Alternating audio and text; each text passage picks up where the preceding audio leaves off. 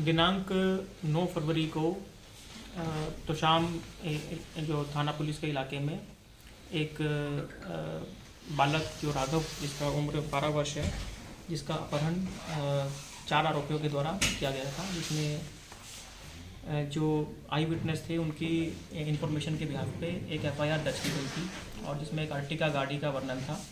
और तुरंत प्रभाव से पुलिस की सभी टीमें जो हैं अपहरित बच्चे को ढूंढने में लग गई थी।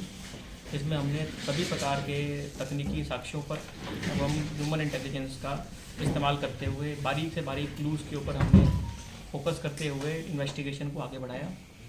और इस संबंध में कई जगहों पर रेड की गई, काफ़ी विस्तारपूर्वक इसके अंदर जांच की गई और अंत में 11 फरवरी की देर रात को सिरसा से अपहरित बच्चे को जो है वो सकुशल बरामद कर लिया गया है। बच्चा जो है एकदम स्वस्थ है, सुरक्षित है। और साथ ही साथ इसमें टीम को बड़ी सफलता हासिल ये हुई कि जो अपहरण करने वाले अपहरणकर्ता थे उसमें से 6 जो प्रथम दृष्टया इसमें इन्वॉल्व है, उसमें से 5 की हम लोग गिरफ्तारी करने में जो है कामयाब हुए। इसके साथ साथ एक मुठभेड़ भी जो है इस पूरे ऑपरेशन के दौरान हुई, जिसके अंदर जो 2 अपहरणकर्ता हैं उनको गोलियां लगी हैं, पैर में गोली लगी उनके, और एक अपहरणकर्ता और जो है उसको जो है सिर में चोट आई है कुछ, जिनको जो नियमानुसार पुलिस कार्रवाई करने उपरांत अस्पताल में दाखिल करा दिया गया है उनके उपचार के लिए, जिनका इलाज अभी चल रहा है।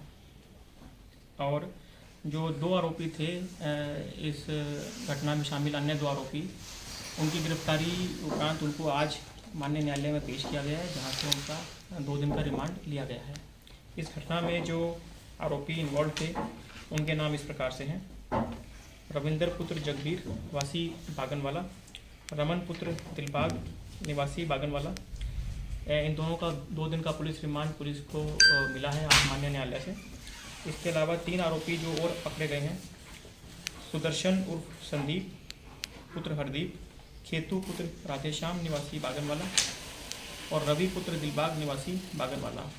यह अभी जो मुठभेड़ के संबंध में जो मुकदमा दर्ज हुआ है उसके अंदर इनकी गिरफ्तारी हुई है और शीघ्र ही इन मुकदमों में भी इसको प्रोडक्शन वारंट पर लेकर उनकी गिरफ्तारी सुनिश्चित की जाएगी। इसके साथ साथ जो भी अपहरण की वारदात के अंदर इनके द्वारा शामिल जो प्रयोग की गई गाड़ियां हैं उसके संबंध में अभी जांच बकाया है और इनके साथ अन्य जो लोग इसमें शामिल थे उनके बारे में विस्तार से जांच बकाया है।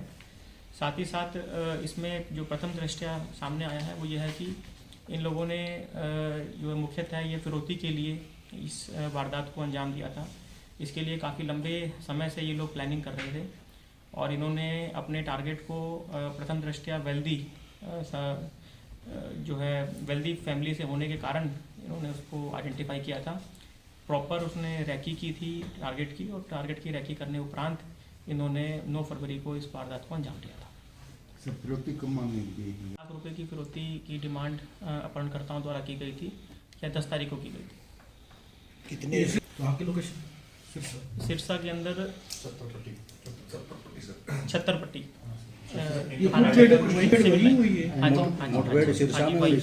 सिरसा में ही मुठभेड़ हुई है, जब जो सिविल लाइन के अधिकार क्षेत्र में जो है वो मुठभेड़ हुई है। वारदात में कितनी गाड़ियां इस्तेमाल की गई थी? बैकग्राउंड क्या है पहले है या पहले भी कोई वारदात? नहीं, क्रिमिनल रिकॉर्ड के मुताबिक तो इनके ऊपर आपराधिक मुकदमे नहीं दर्ज हैं, लेकिन इन्होंने इस आपराधिक कृत्य को काफ़ी प्लानिंग के साथ इन्होंने जो है एग्जीक्यूट किया था। इनका मकसद क्या था? ये सभी 20 से 25 वर्ष की उम्र के जो हैं लड़के हैं और इनका मकसद, जैसा कि मैंने बताया, कि फिरौती जो है मांगना, पैसे के लिए मुख्य तौर पे इन्होंने ये अपराध किया था। सॉरी, ये जो 5 पकड़े या क्या? ऐसा है कि जो सिरसा में जो मुठभेड़ के दौरान 3 आरोपी पकड़े गए हैं, बाकी 2 को हमने अपने तोशाम एरिया से, जब इनके बारे में हमें लिंक्स मिले, क्लूज मिले, वो तोशाम एरिया से हमने अरेस्ट किया। वारदात में कितनी गाड़ी? इनके द्वारा कुल 2 जो व्हीकल्स है उसका इस्तेमाल किया गया, दोनों अर्टिगा व्हीकल हैं। बाकी अभी जांच में पता लगेगा अन्य और कोई व्हीकल का यूज़ किया कि नहीं किया। नहीं, व्हीकल चोरी की नहीं है। एक तो इनमें से एक आरोपी के नाम पे दर्ज है और एक व्हीकल इन्होंने किसी से उधार मांगी थी कि इनको किसी इवेंट में जाना है झूठ बोलकर।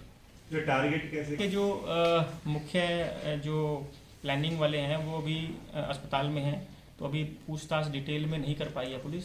लेकिन जो प्रथम दृष्टया पूछताछ में हमें पता लगा है कि वो मुख्य तौर पे इनको लगा कि ये इसके पास पैसे मिल सकते हैं, इसीलिए उन्होंने टारगेट किया है। क्या पहली ही इस तरह की? देखिए अभी तक की जांच से तो ये पहला इनका अटेम्प्ट है, बाकी डिटेल पूछताछ से पता क्या लगेगा। पढ़ाई करते हैं या क्या काम करते हैं?